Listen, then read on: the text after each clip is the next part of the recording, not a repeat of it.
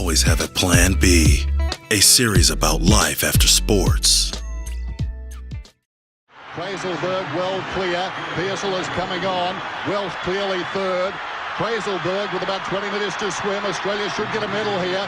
Welsh clearly third. Krayzelburg in front. Pearsall slowing. Welsh coming at him. Krayzelburg will come down in a minute. Pearsall and Welsh stroke for stroke. The two Americans, I think, go 1-2. Third is Welsh. That is a new Olympic record for Lenny Krayzelburg.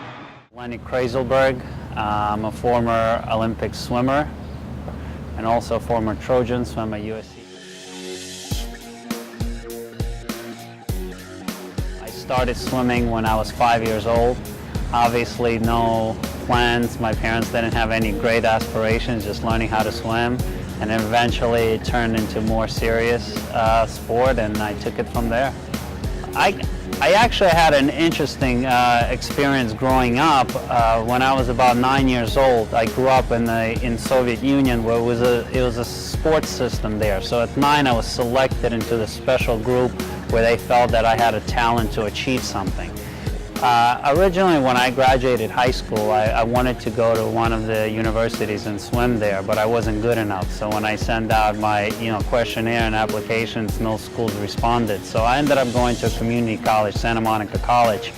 And after my freshman year there, I had an opportunity to come here to USC and swim with the club team here in the summer of '94. And the coach here, Mark Schubert, was one of the world-known coaches and was extremely successful and saw a lot of talent. And watching me train and compete in 2 months, he sat me down and said, "Lenny, I think you can be one of the best swimmers in the world." The coaches saw the talent in me and saw the work ethic, and that I was willing to do anything to be, to be the best and try to achieve something. And they were always, coaches appreciate that, so they were always very supportive as well. I've always been a realist, and I understood that sports aren't forever. I had an incredible opportunity being here at USC, getting a great education, and I didn't want to take that for granted. And I made sure that I was going to get an education and start planning that there's life after sports. Being at the highest level of sports, you're always going to have challenges. Unfortunately for me, I had a run of major injuries with my shoulder. I had 3 shoulder surgeries between the 2 Olympic Games. And that's when I really started to realize that you just don't know whether you're ever going to get to that level.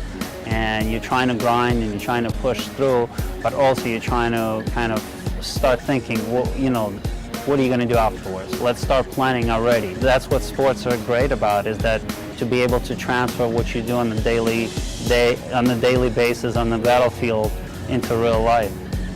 Well, I've always been able to have a good balance between sports and doing things after sports. Even when I was competing, I was already planning to, what I wanted to do after. I got into some entrepreneurial opportunities, trying to get into some businesses, but I also had an opportunity to work with kids, doing swim clinics, doing things that I can also give back, but also trying to, plant a seed of what I wanted to do afterwards. Eventually, I had a great opportunity to start what I currently do is Learn to Swim Academies. That has been very successful for me, but again, everything was planted, all the thought process was going while I was still competing.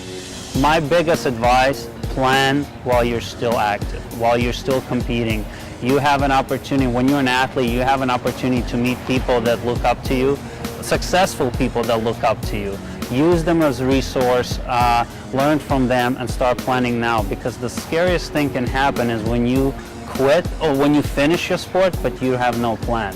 And that's when it's the most challenging. That's when it's the most depressing time. What are you going to do for the rest of your life? You didn't plan for it.